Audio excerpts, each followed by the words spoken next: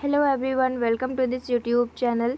Teaching aptitude के यहाँ पर 40 क्वेश्चंस की प्रैक्टिस करने वाले हैं और ये प्रैक्टिस सेट नंबर 13 है। इससे पहले बहुत सारी क्लासेस हो चुकी हैं, तो आप उन क्लासेस को नहीं किए हैं तो कर लीजिएगा, क्योंकि देखिए ये 100 में से 40 क्वेश्चंस टीचिंग एप्टीट्यूड में ही आएंगे। ये स्कोरिंग सब्जेक्ट है और इस सब्जेक्ट में जितनी आप प्रैक्टिस करेंगे उतनी आपकी पकड़ मजबूत बनेगी, इसीलिए आप लोग प्रैक्टिस पर फोकस कीजिए। चलिए स्टार्ट करते हैं। आज का पहला क्वेश्चन है यहाँ पर, और आप लोग जब भी प्रैक्टिस करो तो बाइलिंगुअल करने की कोशिश करना। एग्ज़ाम में भी बाइलिंगुअल ही क्वेश्चंस पूछे जाते हैं। तो ज्ञान अर्जन का अर्थ क्या है, इसका एक बार संधि विच्छेद करो। ये क्या हो जाएगा, ज्ञान प्लस अर्जन का मतलब क्या होता है, किससे ये संबंधित है, यानी कि एक्विजिशन ऑफ नॉलेज का मीनिंग क्या है यहाँ पर हमें बताना है।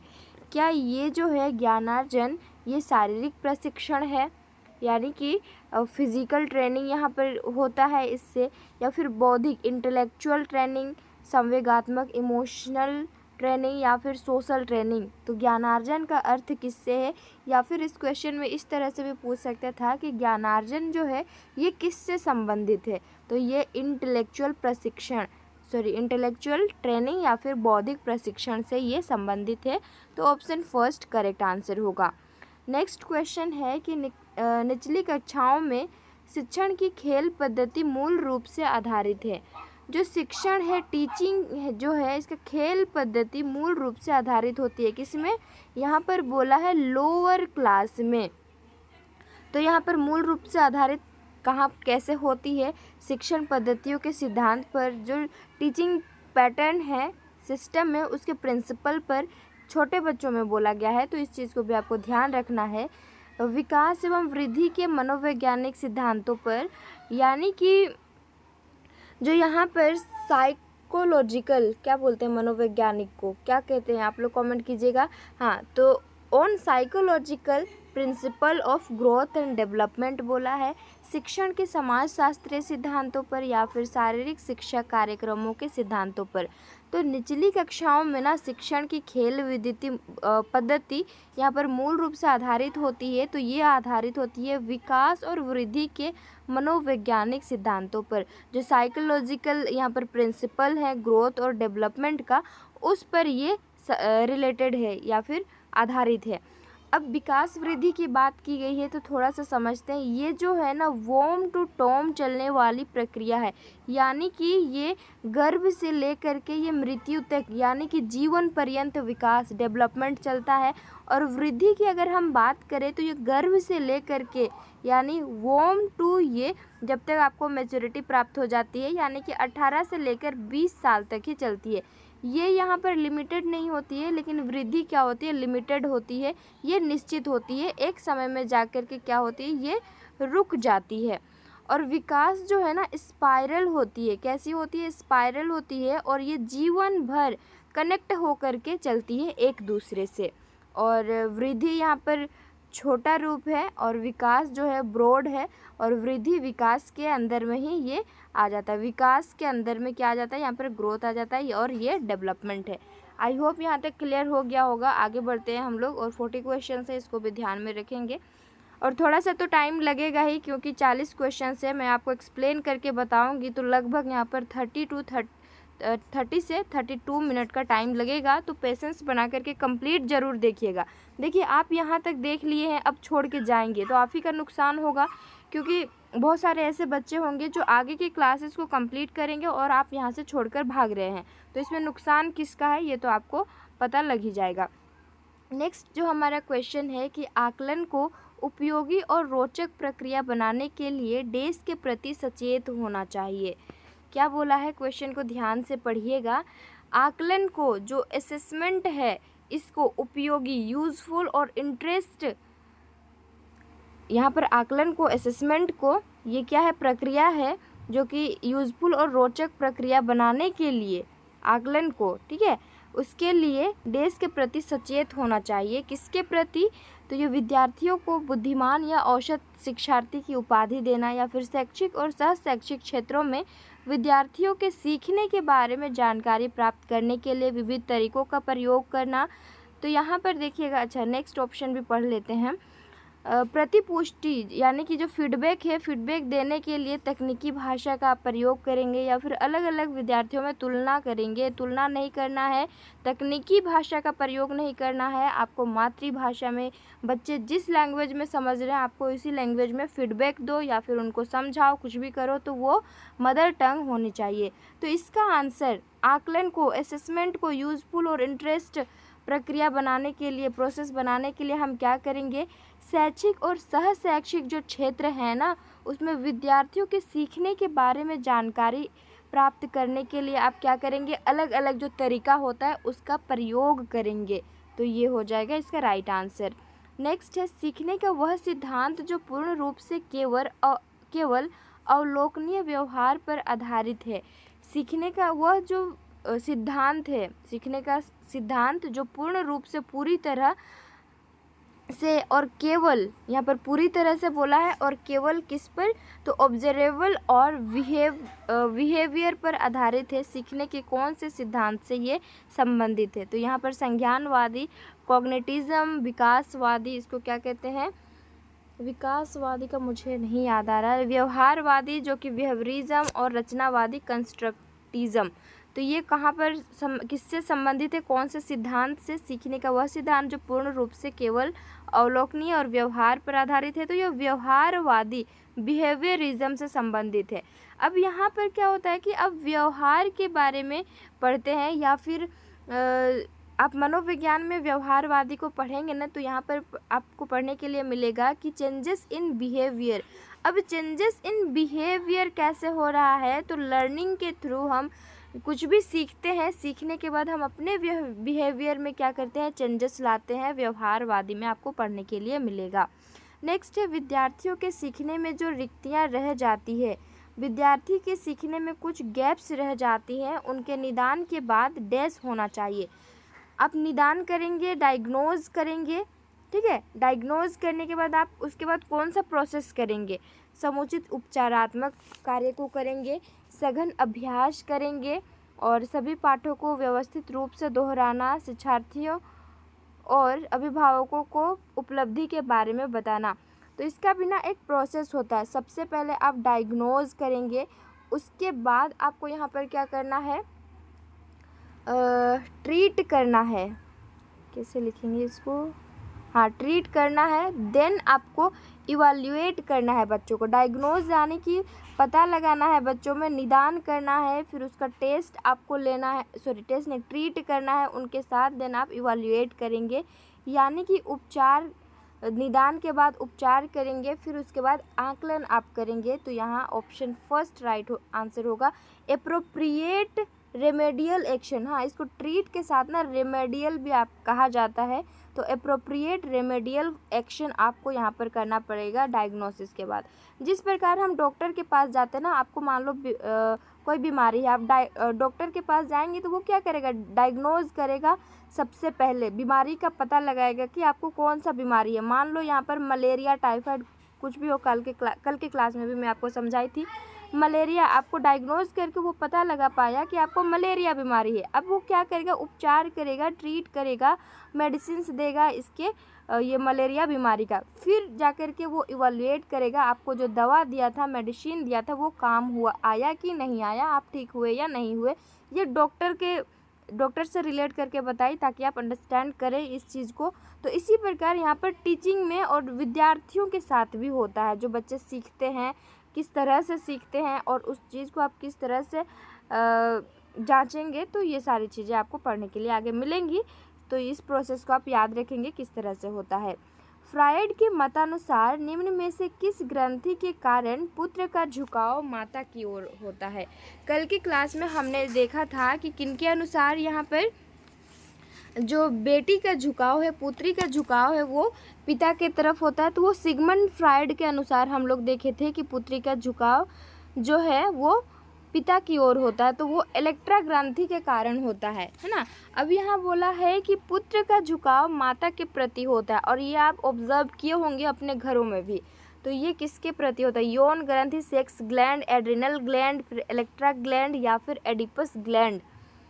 तो क्या आंसर इसका हो जाएगा, करेक्ट आंसर हो जाएगा ये एडिपस ग्रंथि के कारण। ये किसके अनुसार? फ्रायड के अनुसार इन्होंने कहा है कि बेटा जो है उनका झुकाव माता की ओर होता है। और वही सिगमंड फ्रायड ही हैं, वही कहते हैं कि जो पुत्री है उनका झुकाव पिता की ओर होता है, तो वो इलेक्ट्रा ग्रंथि के कारण। लेकिन इसका आंसर ऑप्शन डी होगा। निम्नलिखित में से कौन सी विकास की अवस्था है, डेवलपमेंट की वो कौन सा स्टेज है जो बालक के सीखने की दृष्टि से सर्वश्रेष्ठ मानी जाती है? सीखने के लिए सबसे अच्छी मानी जाती है वो कौन सी? इन्फेंसी जिसको शैशवावस्था बोला है, चाइल्डहुड बाल्यावस्था, एडोलसेंस किशोरावस्था, या फिर अडल्टहुड जो कि प्रौढ़ावस्था। तो वो कौन सी विकास की अवस्था है? राइट आंसर इस क्वेश्चन का हो जाएगा ऑप्शन बी होगा, जिसमें विकास की अवस्था बालक के सीखने की दृष्टि से सर्वश्रेष्ठ मानी जाती है। कहा जाता है कि आपको जो कुछ भी सीखना होता है ना, आप जन्म के बाद से वो तो स्टार्ट हो ही जाता है, उसके बाद से वो बाल्यावस्था तक ही होती है। उसके बाद धीरे धीरे वो ना स्थिर होने लगती है। आप सीखने में आप में कमी हो जाती है। जिस तेज़ी से, जिस गति से आप यहाँ पर सीख लेते हैं ना चीज़ों को, वैसे आगे आप नहीं सीख पाते हैं। तो आंसर यहाँ पर बाल्यावस्था, चाइल्डहुड हो जाएगा। नेक्स्ट है बालक में सामान्य सामाजिक एवं मानसिक विकास के लिए निम्न में से कौन सी आयु अवधि महत्वपूर्ण है? क्या बोला है यहाँ पर? सामान्य सामाजिक, सोशल और मानसिक विकास या मेंटल डेवलपमेंट के लिए इनमें से कौन सी आयु अवधि महत्वपूर्ण मानी गई है? बालक में बोला है यहाँ पर। यहाँ पर सोशल एंड मेंटल डेवलपमेंट के लिए बोला गया है कौन सी आयु सबसे महत्वपूर्ण होती है? तो ये हो जाएगा जन्म से लेकर के 5 साल की जो उम्र होती है ना, इसमें आपका मेंटल डेवलपमेंट भी बहुत तेज़ी से होता है।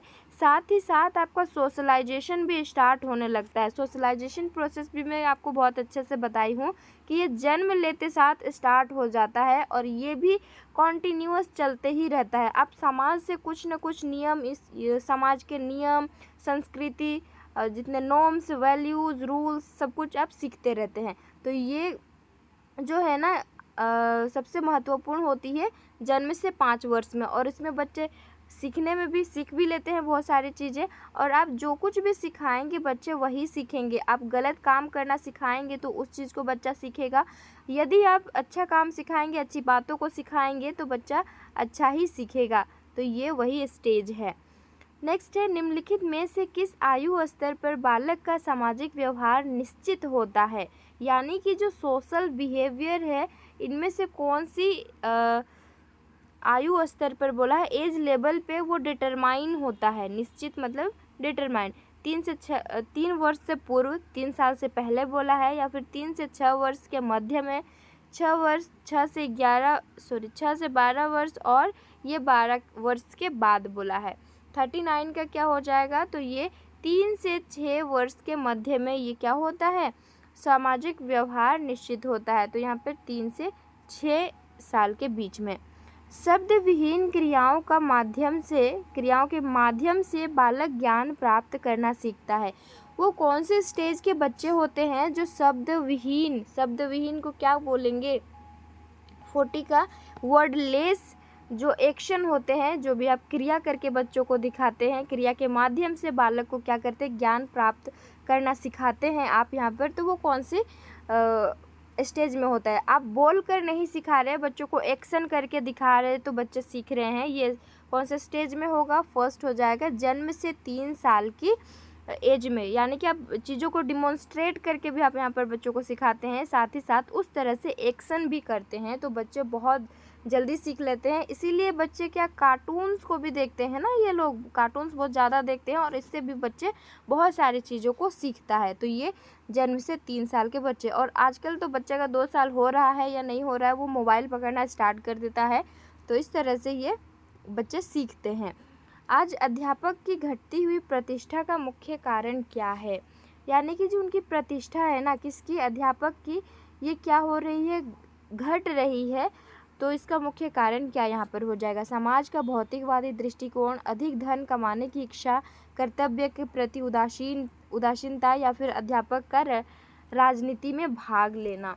तो ये तो ले सकते हैं, हम इस पे रोक टोक नहीं कराएंगे। अधिक धन कमाने की इच्छा ये तो हर किसी में होती है, लेकिन ये नेगेटिव में ही आएगा, पॉजिटिव में हम इसको नहीं ले सकते हैं। लेकिन यहाँ पर मोस्ट अप्रोप्रिएट आंसर को चूज करना है, तो राइट आंसर होगा यहाँ पर डिफ्रेंशिएट या फिर सॉरी डिफ्रेंशिएट नहीं होगा, इसका उदासीनता का हो जाएगा, इनडिफरेंस होगा, है ना, टुवर्ड्स ड्यूटी। तो यहाँ पर वो क्या होते हैं, अपना जो ड्यूटी है इसके प्रति उदासीन रहते हैं, जिसके वजह से उनकी जो है प्रतिष्ठा वो घट रही है धीरे धीरे। आपकी राय में शिक्षक के लिए आवश्यक है, आपका पॉइंट ऑफ व्यू क्या है या फिर आपका ओपिनियन क्या है, किसके लिए शिक्षक के लिए आवश्यक क्या है? इनमें से जो ऑप्शन दिए हुए हैं, संपत्ति और भौतिक सुख, सुंदर स्वास्थ्य और सुखी परिवार, आत्मबल और सुरक्षा, या फिर सम्मान या फिर स्वाभिमान, क्या यहाँ पर आपके लिए आवश्यक है? तो ये आत्मबल और सुरक्षा आवश्यक है एक शिक्षक के लिए। सम्मान स्वाभिमान तो मिलेगा ही उनको। परिस्थितियों के कारण यदि कोई छात्र अधिक समय तक अनुपस्थित रहकर आपके घर निःशुल्क सहायता लेने आए, यानी कि फ्री में कोई हेल्प मांगने के लिए आए, तो इस कंडीशन में, इस केस में आप क्या करेंगे? उसकी सहायता करेंगी या फिर सद्भावपूर्ण बात करके उनको लौटा देंगी? क्या बोलेंगे कि आज नहीं कल बताएंगे, इस तरह से आप करेंगे? आप एक टीचर हैं, आपकी ड्यूटी क्या है, आपकी रिस्पॉन्सिबिलिटी क्या है, ये तो आपको अच्छे से पता है। तो इस तरह से हम नहीं बोलेंगे, उनसे मिलेंगी ही नहीं। क्या आप डरपोक हैं कि उससे नहीं मिलेंगे? तो ऐसे नहीं करना है, अगले दिन आने के लिए कहेंगी। आपको ऐसा नहीं करना है, पॉजिटिव स्टेटमेंट चुनना है। और देखो, आप लोग भी जब टीचर बन जाएंगे, कोशिश करना कि भेदभाव ना करें और सभी को साथ लेकर चलें, और आपसे जितनी हो पाए उतनी आप उनकी हेल्प करें। तो उनकी आप क्या करेंगे? सहायता यहाँ पर करेंगे। नेक्स्ट है कि आप शिक्षण कार्य निम्नलिखित में से कहाँ पसंद करेंगे? अपने गांव या कस्बे में, अपने क्षेत्र में, अपने प्रदेश या प्रांत में, देश के किसी भी स्थान में। देखो, आप टीचर बनने के लिए आप गए हैं, तो आप फोर्सफुली तो नहीं गए हैं, आप उसमें क्या है, इंटरेस्टेड हैं, तभी आप गए हैं, इंटरेस्टेड हैं तभी तो गए हैं। यानी कि आपको देश दुनिया के कोई भी यहाँ पर स्थान में भेज दिया जाए पढ़ाने के लिए, तो आप जाने के लिए मना नहीं करेंगी, क्योंकि आप उसमें इंटरेस्टेड हैं, आप रुचिपूर्वक उस काम को करना चाहते हैं या फिर ड्यूटी में लगे हुए हैं। तो देश के किसी भी स्थान पर भेजने पर आप इंटरेस्टेड वे में पढ़ाएंगे और उसमें क्या करेंगे, इंटरेस्टेड रहेंगे। नेक्स्ट है, आपकी राय में छात्रों अध्यापकों के बीच अच्छे संबंध ना होने का कारण क्या है? यानी कि टीचर्स और स्टूडेंट के बीच में रिलेशन अच्छा नहीं है, उसका कारण क्या है? आपकी राय में आपको बताना है क्या कारण हो सकता है, सोचना है। पाठ्य विषयों की अधिकता, शिक्षक के लगन व लगाव में कमी, विद्यालय में उपकरणों की कमी, या फिर अभिभावकों की उदासीनता। तो यहाँ पर आंसर क्या होगा? 45 का राइट आंसर यहाँ पर। वैसे अगर हम देखें तो आजकल क्या हो रहा है ना कि पाठ्य विषयों की अधिकता हो रही है, बहुत ज़्यादा यहाँ पर सिलेबस दे दिया है, स्टूडेंट परेशान है, इतना ज़्यादा सिलेबस है, टीचर परेशान है कि सिलेबस किस तरह से कंप्लीट करे। वो सिलेबस को कंप्लीट करने में मतलब सिलेबस को कंप्लीट करेगा या फिर बच्चों के साथ बातचीत करेगा, बातचीत अच्छे से करेगा तो वो सिलेबस कंप्लीट नहीं कर पाएगा। तो यहाँ पर जो अच्छा संबंध ना होने का कारण है ना टीचर और स्टूडेंट में, यही चीज़ है कि पाठ्य विषयों की अधिकता हो जा रही है। बच्चा 5 में पढ़ रहा है तो उसको 6, 7 का भी उसमें ऐड कर दिया जा रहा है सिलेबस में। तो इस तरह से नहीं होना चाहिए, जिसके कारण ये चीज़ हो रहा है। यदि कोई बालक स्वयं के संबंध में स्पष्ट करता है कि उसकी अभिनय में विशेष रुचि है, किसमें? तो अभिनय में विशेष रुचि है, बच्चा स्वयं आकर के बोल रहा है, क्लियर कर रहा है कि मेरा रुचि, इंटरेस्ट हम किस में है? अभिनय में है, तो यह अभिरुचि कहलाएगी। ये जो इंटरेस्ट है, आपको अभिरुचि के बारे में भी पढ़ना है, तो ये किस तरह का यहाँ पर अभिरुचि कहलाएगा? व्यक्त अभिरुचि, परीक्षित अभिरुचि, प्रदर्शित अभिरुचि, या फिर इनमें से कोई नहीं? आप क्या कहेंगे? तो ये होता है व्यक्त अभिरुचि, एक्सप्रेस्ड इंटरेस्ट, इसको हम इस कैटेगरी में रखेंगे। परीक्षित यानी कि टेस्टेड इंटरेस्ट हो जाएगा, और प्रदर्शित यानी कि डिमॉन्स्ट्रेटेड होगा, और इनमें से कोई नहीं, आंसर नहीं होगा, ऑप्शन फर्स्ट होगा। नेक्स्ट है, एक व्यक्ति क्या है? क है, उसको बागवानी और फोटोग्राफी का बहुत शौक है। किसमें? बागवानी और फोटोग्राफी में। तो उसकी ये अभिरुचियाँ क्या कहलाएंगी? तो ये बहुत शौक है उनको, तो ये प्लेजरेबल कहलाएगी, आनंदोत्पादक कहलाएगी। डिमॉन्स्ट्रेट नहीं होगा, व्यावसायिक ऑक्यूपेशन नहीं होगा यहाँ पर, व्यावसायिक प्रोफेशनल नहीं बोलेंगे उसको, अभिव्यक्त यानी कि जो यहाँ पर ऊपर में हम लोग देखें एक्सप्रेस्ड भी नहीं कहलाएगा, ये प्लेजरेबल कहलाएगा। नेक्स्ट है, एक शिक्षक को अपने विद्यार्थी की अभिरुचि का ज्ञान होने पर उसे, अभिरुचि यानी कि जो उनका इंटरेस्ट है उसका ज्ञात होने पर, यानी कि विद्यार्थी किस चीज़ में इंटरेस्ट है, किस चीज़ में इंटरेस्टेड नहीं है, ये अगर टीचर को ज्ञात हो जाता है तो क्या करेंगे, बालक के व्यक्तित्व को समझने में सहायता मिलती है, व्यक्तित्व को, एक चीज़ को बोल रहा है कि पर्सनालिटी को समझने में सहायता मिलती है, या फिर बालक का पथ प्रदर्शन करने में सहायता मिलती है, यानी कि हेल्प गाइडिंग द चाइल्ड, या फिर बालक को विद्यालय विषयों में उत्तीर्ण करने में सहायता मिलती है, बालक को अगली कक्षा में प्रोन्नति देने में सहायता मिलती है। तो सी और डी तो ये नेगेटिव लग रहा है। अब बचा यहाँ पर ए और बी, तो यहाँ पर देखिए बालक का पथ प्रदर्शन करने में सहायता मिलती है अगर आप उसकी इंटरेस्टेड को जान गए तो। व्यक्तित्व यहाँ पर नहीं होगा क्योंकि एक चीज़ को ही बोल दिया है, ऑप्शन बी राइट आंसर हो जाएगा। नेक्स्ट है अभिरुचि होती है, जो इंटरेस्ट है ना वो कैसी होती है, केवल धनात्मक होती है, केवल ऋणात्मक होती है, धनात्मक ऋणात्मक दोनों ही होती है, इनमें से कोई नहीं। अभिरुचि इंटरेस्ट को आप लोग ज़रूर से पढ़ लीजिएगा, टॉपिक है, इम्पॉर्टेंट है ये। तो मेरे हिसाब से ना ये धनात्मक ऋणात्मक दोनों ही होती है, लेकिन आंसर में यहाँ पर केवल धनात्मक दिया हुआ था, तो इसको आप लोग ज़रूर चेक कीजिएगा कि आंसर क्या होगा। और ये आपका होमवर्क भी है, आपको इसका आंसर कमेंट सेक्शन में बताना है। 49 नंबर देना क्वेश्चन नंबर, उसके बाद ABCD क्या आंसर होगा इसको बताइएगा आप सभी। तो अभिरुचि जो है ना ये गलत चीज़ों में भी बच्चे इंटरेस्ट ले लेते हैं, बच्चे ही नहीं लोग इंटरेस्ट ले लेते हैं, और पॉजिटिव चीज़ों में भी, नेगेटिव पॉजिटिव दोनों हो सकता है यहाँ पर। शिक्षण सीखने के लिए उद्दीपन मार्गदर्शन तथा दिशा बोध है, यह विचार निम्नलिखित शिक्षा शास्त्रियों में से किससे संबंधित है। एजुकेशनल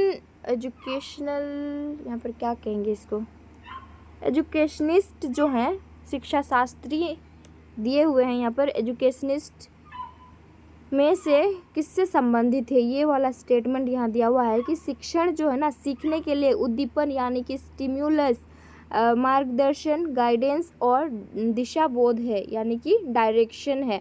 तो ये किसने कहा है, राइट आंसर इसका हो जाएगा बर्टन ने कहा है। और स्टेटमेंट वाले को आपको तो याद करना ही पड़ेगा, इसमें आप क्या समझेंगे, किसने बोला था ये आपको याद रखना पड़ेगा। यदि विद्यालय की किसी सभा में अचानक आपको किसी विषय पर भाषण देने के लिए कहा जाए तो आप क्या करेंगे। अचानक बोला जाएगा, आप टीचर हैं, आपको कहा जाएगा कि यहाँ पर आकर के भाषण दो, तो आप क्या करेंगे। यहाँ पर तैयारी के लिए कुछ समय मांगेंगे, आप टीचर हैं तो समय आपको नहीं मांगना है, वहाँ पर बोलने के लिए तुरंत तैयार हो जाएंगे उस टॉपिक पर। ऑप्शन बी करेक्ट होगा। नेक्स्ट है, अगला क्वेश्चन है हमारा, आप विद्यालय के प्रधानाचार्य हैं, क्या हैं आप, प्रिंसिपल हैं। कुछ साथी आपकी दबी जुबान से आलोचना करते हैं, आपका क्रिटिसाइज़ करते हैं, मतलब बाद में, तो आप क्या करेंगे। आत्मनिरीक्षण करेंगे, आलोचना करने वालों के खिलाफ कार्रवाई करेंगे, और अपने कुछ साथियों से खिलाफत करने वालों को जवाब देने कहेंगे, चुपचाप अपना काम करेंगे। तो यहाँ पर क्या करना है आपको, आत्मनिरीक्षण करेंगे, आप सेल्फ इंस्पेक्ट करेंगे, क्या मुझ में कोई कमी है जो इस तरह का यहाँ पर माहौल बन रहा है, मेरे पीठ पीछे बातें कर रहे हैं। तो सेल्फ इंस्पेक्ट आपको करना बहुत ज़रूरी है, आप टीचर हो या फिर प्रिंसिपल हो। आप टीचर हैं ना, तो आप क्लासरूम में जाएंगे तो बच्चे बहुत ज़्यादा ऑब्जर्व करते हैं टीचर को कि क्या सही है क्या सही नहीं है, तो वो ना हंसने भी लगते हैं, मतलब ऐसी सिचुएशन में। तो वहाँ पर आपको सेल्फ इंस्पेक्ट करना होगा, सेल्फ निरीक्षण करना होगा, क्या मुझ में कमी है, इस चीज़ को देखना होगा और उसमें सुधार करना होगा। नेक्स्ट है, अध्यापन कार्य में एक अध्यापक को तब अधिक परेशानी होती है जब, अध्यापन कार्य यानी कि आप जब पढ़ रहे हैं तब एक अध्यापक को अधिक परेशानी कब होगी, कक्षा में छात्रों की संख्या बहुत अधिक हो, यानी कि जो नंबर्स ऑफ स्टूडेंट बढ़ जाएंगे तो आप दिक्कत में आ जाएंगे, प्रॉब्लम में आ जाएंगे। तो ऐसा नहीं होना है, जितने भी स्टूडेंट्स हों, आप टीचर हैं तो आपको पढ़ाना है और सबको साथ लेकर आगे बढ़ना है। विद्यालय उसके घर से दूर हो, क्या विद्यालय जो है अपने घर से दूर होगा तो आप परेशान रहेंगे, या फिर कक्षा में कक्षा के अधिकांश छात्र गरीब परिवारों के हो, गरीब हो अमीर हो, उससे आपको कोई भी फ़र्क नहीं पड़ना चाहिए यहाँ पर। तो ये तो होना ही नहीं चाहिए, आपको सबको साथ लेके चलना है। अभिभावकों का सहयोग ना मिलना, तो ये यहाँ पर रीज़न हो सकता है। अध्यापक को तभी अधिक परेशानी होती है। अध्यापक जो हैं वो क्लासरूम में तो पढ़ा देते हैं, लेकिन अगर मम्मी पापा अगर घर में नहीं देख रहे हैं बच्चों को, उनकी थोड़ी भी हेल्प नहीं कर रहे हैं, सहयोग नहीं कर रहे हैं, तो इससे क्या होती है, अध्यापक को परेशानी होती है। देखो यहाँ पर बोला है कि कक्षा के अधिकांश छात्र गरीब परिवारों के हैं। यूनिफॉर्म क्यों बनाया गया है? ताकि क्लासरूम में कोई इस तरह का ना हो कि कोई फैशन ड्रेस पहन कर आ जाए, इस तरह से ना हो, इसलिए यूनिफॉर्म एक ड्रेस बनाया गया है यहाँ पर। तो गरीब अमीर तो आपको देखना ही नहीं है, आप टीचर हैं तो।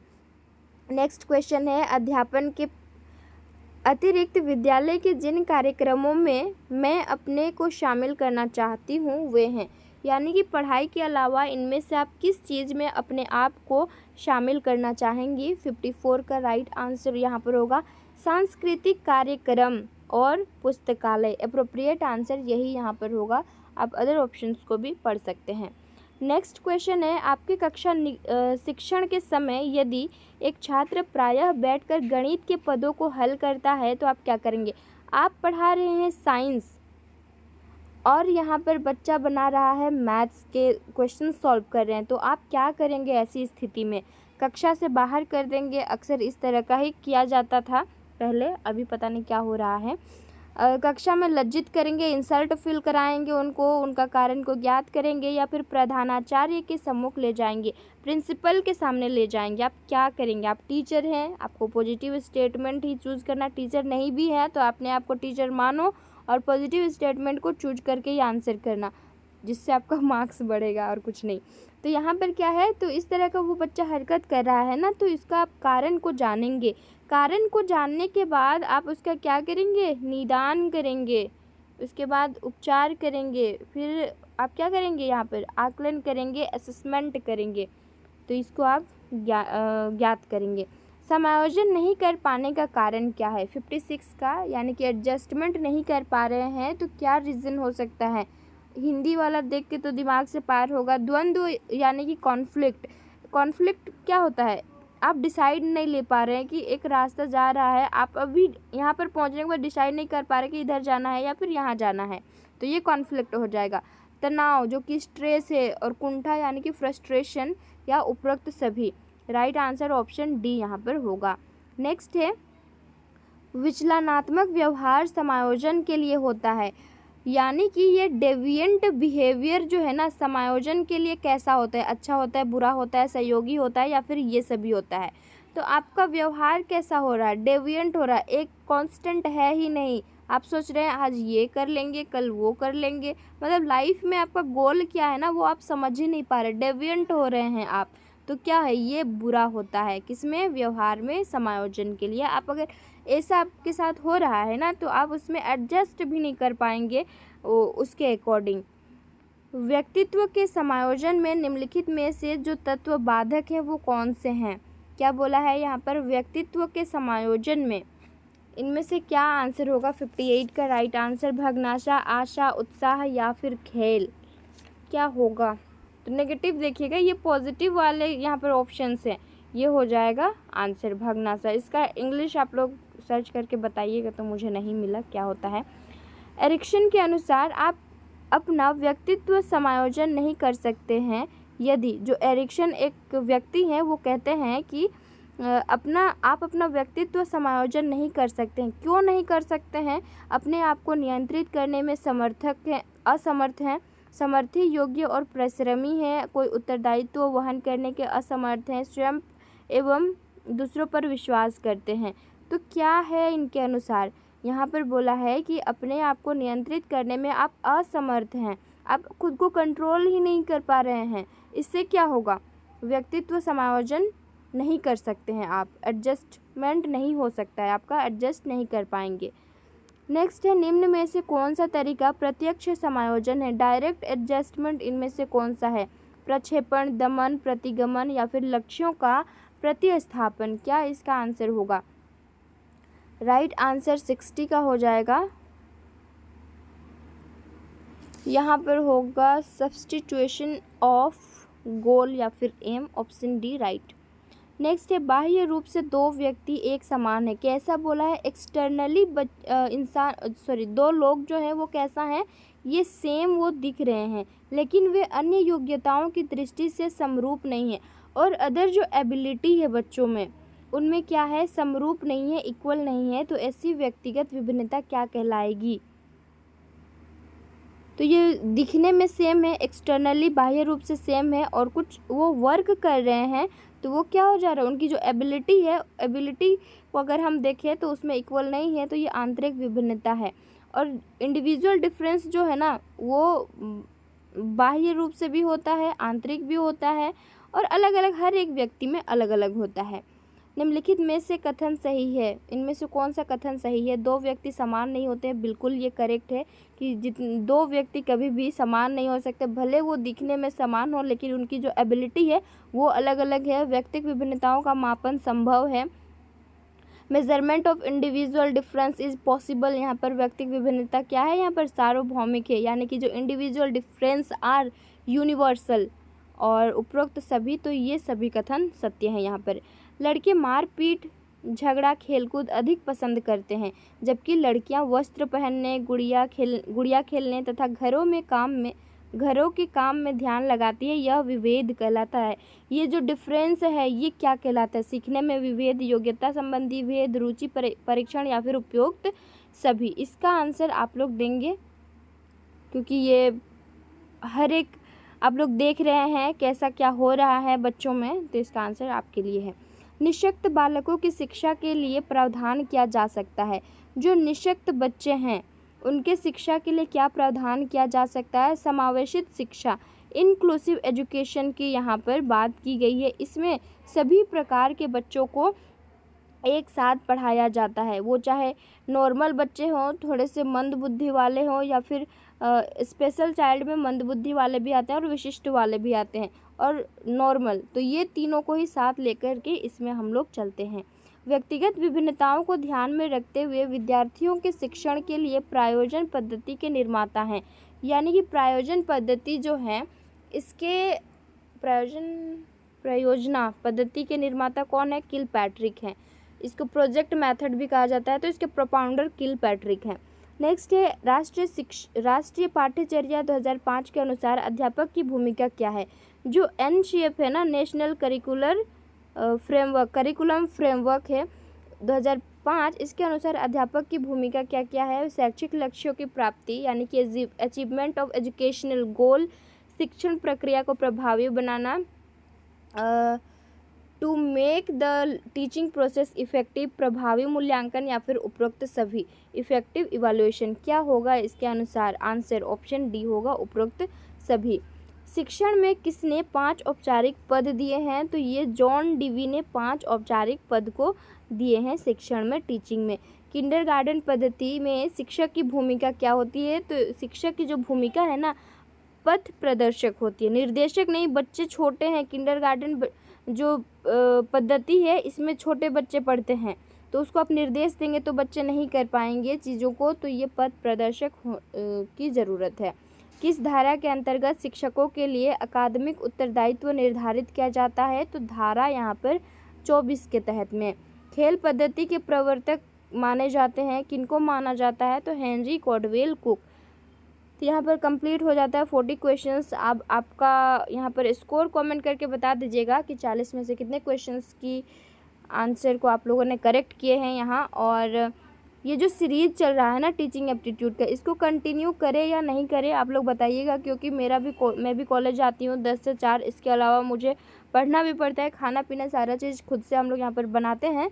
तो आप लोग बताइएगा, मैं टाइम निकाल करके ये वीडियो मतलब क्वेश्चंस पढ़ती हूँ, थोड़ा सा किस तरह से समझाना है ये चीज़ भी देखना होता है, तो बहुत टाइम भी लग जाता है और आप लोग शेयर भी नहीं करते, देखते भी नहीं है, तो मुझे लग रहा है कि शायद इसको बंद कर दिया जाए। लेकिन फिर भी एक बार आपकी राय को जानना भी ज़रूरी है कि आप क्या चाह रहे हैं, ये इसको कंटिन्यू रखें या फिर ना रखें, आप लोग बता दीजिएगा। ओके, चलिए अब मिलते हैं, कमेंट आएगा, फिर भी मैं कोशिश करूँगी मेरे साइड से जितना हो पाएगा मैं आपको यहाँ पर क्वेश्चंस प्रोवाइड करने की, क्योंकि जितना प्रैक्टिस करेंगे उतना आपके लिए यूज़फुल होगा। Practice makes a man perfect.